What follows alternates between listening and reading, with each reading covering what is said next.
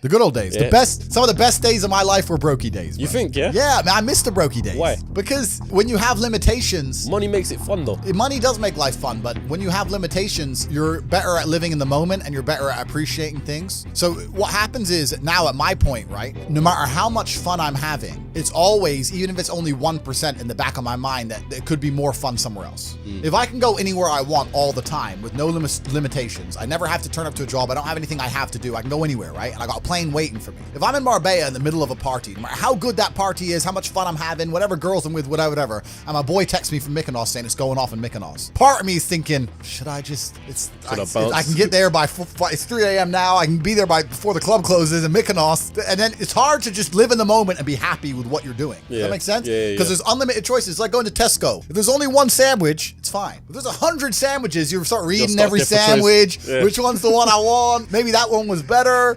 So the Brokie days were good days, bro, man. Like I'd get McDonald's and you're laughing with your boys. The Brokie days were great, and I'm not complaining about being rich. Obviously, I worked hard for this, and it's a fantastic life I live now. But I think without those Brokie days, without those original days to compare it to, without that juxtaposition, then I don't think being rich would be fun at all. I think it's only fun because you can compare it to the days when you weren't rich. That's the only thing that makes it fun. The only thing that makes a $10,000 steak fun is that you can laugh saying how you never had 10 grand in your bank till you were 27 years old. Yeah. Like otherwise it's boring. Otherwise, okay, steak. And I think if you're born with too much money, that you'll never truly be happy. I think you need the Brokie days. They're the best days. It's not the destination, it's the journey. And humans, we all work in regards to, it's even the way the human body works, right? If you're driving at 200 miles an hour, you don't feel it. You only feel the acceleration getting to 200 miles an hour. Yeah. So if you're born at 200 miles an hour, it doesn't feel fast. It doesn't feel fun. My life feels fun now because of all the acceleration to get here. And I can remember the times when I was stuck by the side of the motorway without a car. Yeah. So I have that juxtaposition. Without that, it's not even interesting. It's not even fun. So the Brokie days, anyone who's out here who's broke, good. These will be the happiest days of your life once you made it. You just got to remember everything and sit around with your boys. I mean, maybe some people change with money. Maybe if you get new friends and things change, but I hang around with the exact same people I did when I was poor. I got the same friends. I live with the same people, the same guys, same jokes,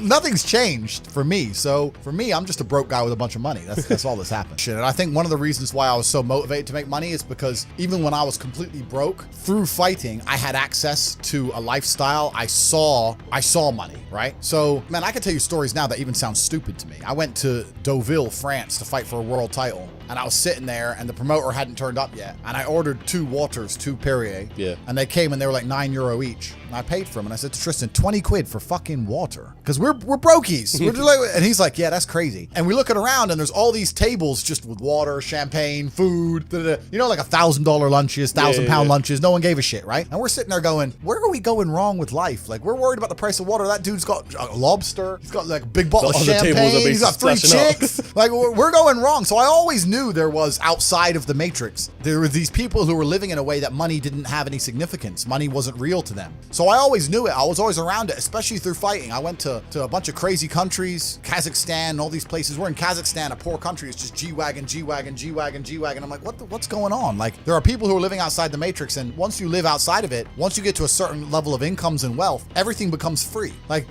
when I was looking at the price of that water, no one else in that restaurant even looked at the price of anything. It didn't matter. Yeah. And that's what I'm like now. I don't know the price of anything I eat or buy. If it's not a house or a car, even most supercars, G, I don't even know. If I want the new Maserati, the MC20, the Spider, I'm just gonna text my boy, yeah, fully spec, every option. And it's gonna come out the bank and I ain't gonna notice. Like, it doesn't make a difference. If I have 11.8 million or 11.4 million, what difference does it make? It doesn't mean anything. Yeah. So you get to a point where the whole world's free, and then you start just buying stuff, not because you want it, but because it's completely free. So even if you 1% want it, right? You're like, oh, well, maybe I might use it once, 400 G's. I might drive it one day this summer. Yeah. You know, and that's how you get to. It's the same way people just buy coffee at a whim. You end up doing that with everything. So I always knew that kind of life existed. I used to talk with my brother about it all the time. I was like, bro, we're doing something wrong. Something doesn't add up.